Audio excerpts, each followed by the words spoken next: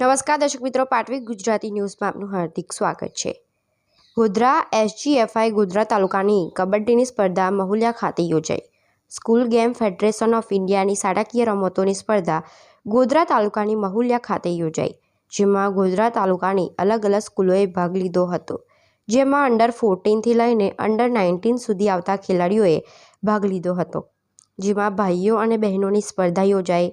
ટીમના કન્વીનર જયદીપ રાઠવા સાથેના અધ્યક્ષસ્થાને યોજવામાં આવી।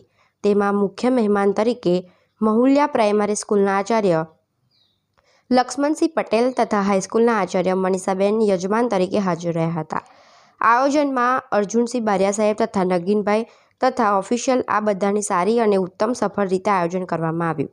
બાળકોને પ્રોત્સાહિત અને બધી વ્યવસ્થા પૂરી પાડવામાં આવી અને આ કાર્યક્રમને સફળ રીતે યોજવામાં આવ્યો। પાટવી ગુજરાતી ન્યૂઝ મધ્ય ગુજરાત બ્યુરો ચીફ નગીનભાઈ।